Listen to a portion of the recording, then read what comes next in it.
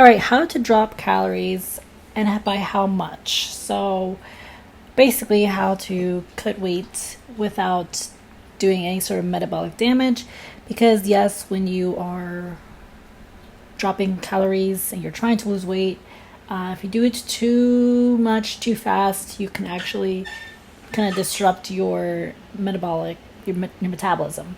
So there is a little bit of strategy behind this, and so I'm going to cover a little bit of some points. But before we do that, you need to subscribe to the best YouTube channel ever. And got some pec bounces today. I just finished drinking my H2O in my recyclable water bottle. If you're in a fat loss phase, you're wondering, should I drop calories again? Should I do this? Should I drop up my cardio? Should I do more weight training? There's a ton of different variables, and it can be confusing and very overwhelming for people, which is typically why they don't see progress, or they stall on progress, or they just feel like they're just stuck. They don't really know what to do. Okay. Last thing you want to do is give yourself kind of a punishment way of thinking. And what I mean by that is you don't want to get into the mindset of, oh, I ate cake and therefore I need to go run 3 more miles today. No, it's actually what you don't want to do. Although technically, logically, you might think that, and it sounds reasonable, like sounds like a decently logical thing to do. But usually, more times than not, it's not a smart idea. The reason being is because you're going to be in a very emotional state if you ate that cake when you told yourself you weren't going to eat that cake, and you're going to push yourself to the point where you can put your sympathetic overdrive, as I like to call it, basically where you're taxing your body and stressing it so much to the point where it actually stops responding, and then it starts to work against you. So you don't want to do that. Okay, so fat loss is not a punishment. It's I like to call it a precision game. A precision game, because life is a game. Life is a game. You have to know how to play the game. You have to know how to play the game when it comes to dating, when it comes to nutrition, when it comes to working out, when it comes to your career, how you make money, how you make a living. The first one, we're going to go over 3 necessary conditions. So before you cut or you reduce any sort of nutrition or workout protocol, what have you, you want to ask yourself three things. The first one is, have you truly plateaued? So are you truly not seeing any progress anymore? And you can tell by, you don't see change in the mirror, you feel like you're really lethargic, you feel like mentally you're exhausted, you don't really look forward to your training anymore. That's probably because you've been pushing it for so hard for so long that you mentally and physically need a break. Okay, so have you truly plateaued? So that means no weight loss, no measurement changes, no visible changes for the last 10 to 14 consecutive days, or perhaps daily weight fluctuations that don't count. You're looking for a flat trend line, basically, right? You're not really seeing any progress. Okay. Number 2 that you want to ask yourself is, have I been 90 to 100% consistent with my intake? Meaning, have you been consistent in your nutrition and your dieting and your way of eating? Or have you been kind of sporadic? If you've been a little sporadic, then you want to go back to the drawing board and start with consistency first. Start with the basics first so that you can really narrow down what the factor is here that is contributing to you not seeing progress. Okay, if you have very inconsistent things going on, it's going to be difficult to narrow down to, this in fact is the reason as to why I'm not losing weight or what have you. Okay, so that means, hitting your calories consistently, not like overindulging on the weekends. If you're going to go out, you want to have, if you drink alcohol, you want to be smart with your alcohol. So plateau, seeing that, you want to see like what the variable is in this situation for you that's preventing you from seeing any progress. And number 3 is, you want to ask yourself, is everything stable? Are you getting your sleep in? Or is your stress, managed well? Are you consistently training? Okay, yes, because consistently training does affect your progress, obviously. So I know some people, they say, I want to get on some enhancements, I want to get some super supplements so I can grow my biceps. But the reality is, honey, that you won't see any change if you don't have a basic training split. So the supplements won't cover anything. The supplements actually it's going to make things worse for you, because you're going to risk your health and when you don't have a training split in place. So very important, is everything in line? Are you getting enough sleep?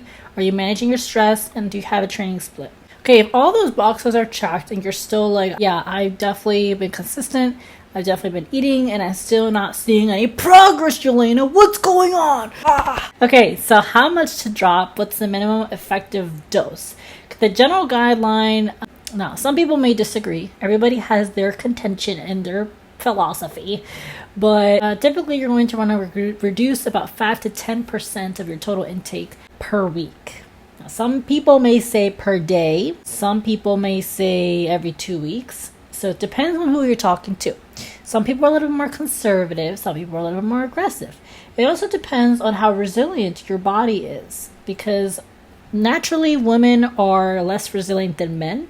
Okay, it's not a feminist thing. It's not well, men are better. No, it's not that. It's that women were created to, not created, but women, biologically are designed to reproduce. Okay, that's just, it is what it is.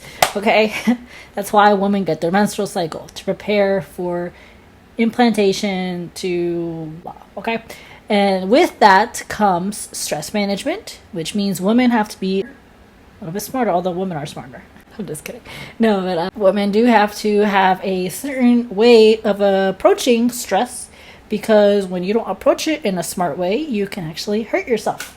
So for women, if you are seeing stall, you're not seeing progress anymore, perhaps you reach menopause, or perhaps you have PCOS, your hormones are kind of crazy and all over the place, then you want to be a little bit more careful with how aggressive you go. Now, if you are a risk taker and you like to take risks, then by all means, you can go ahead and reduce it by 5 to 10% or even more per week and see how your body responds, and then take it from there.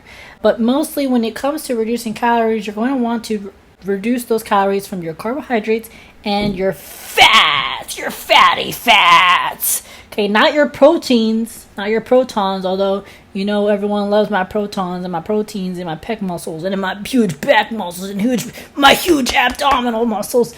But yeah, you don't want to drop your protein intake, because that's what's going to help to keep the muscle mass on your physique. So again, I would encourage you to keep some rice in your diet, because rice can keep you nice and full. But yeah, you can also kind of do a balance, so 50% carbs, 50% fat, and drop it accordingly every single week. Next thing to watch for after the cut. So once you've made your adjustment, your recovery, yes, because libido does affect this, okay, your drive to do the, you want to monitor those things, okay? And then you want to, again, track your weight and your progress. So personally, I like tracking based off of the mirror. But if you're trying to reach a certain a weight number specifically, let's say, for example, typically women say, I need to get fit for a wedding, because the wedding is tomorrow, when you're supposed to prepare for 6 months ago. But let's say you're trying to get to 100 pounds because you want to be a size 2. Okay, then yeah, that would be appropriate situation for you to track your body weight. So taking weekly progress pictures, you can even measure yourself. If you have a gym near you that uses what's called the in-body scan, it's a very effective tool that several gyms now have. Okay, and when not to drop calories, okay? When not to drop calories is when you are stressed out. That's right, when you are stressed out, honey. Are you stressed out because that guy doesn't like you anymore? Did he tell you your breasts are too big? Did he say that you subscribe to his YouTube channel and therefore he doesn't want to be with you anymore?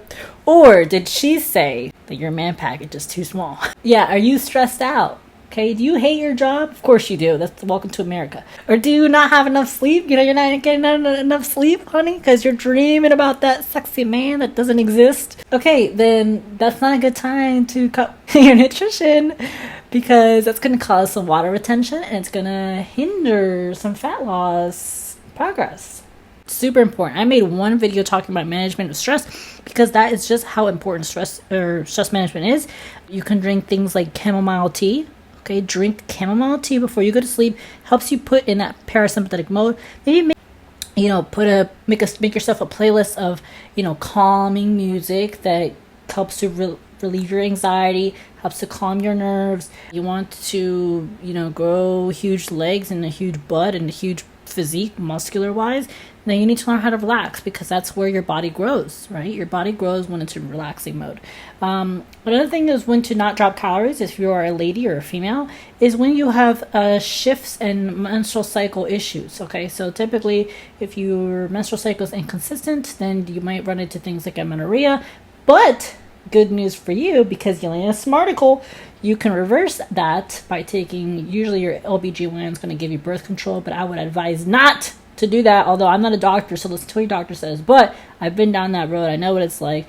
Typically, your OBGYN is going to prescribe your birth control. But, fun fact, you can just take some chasteberry and some progesterone, and voila, your menstrual cycle comes back. So, yeah, your doctor's not going to tell you that, but you didn't hear it from me. Okay, so yeah, if you're having some cycle issues, you know, your girlfriend, you know, she's not, you know, her blood ain't coming out, then that's negative. She should get that back, get that on, you know, in a smooth control, because believe it or not, the menstrual cycle actually will help the woman lose weight and actually will help the woman gain weight in terms of muscle size. So, fun fact.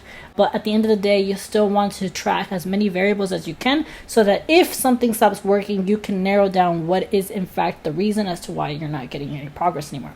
Okay, so subscribe to the best YouTube channel ever, and I'll see you into the next video. And if you're interested in training, you can email me or message me. My information's on my page.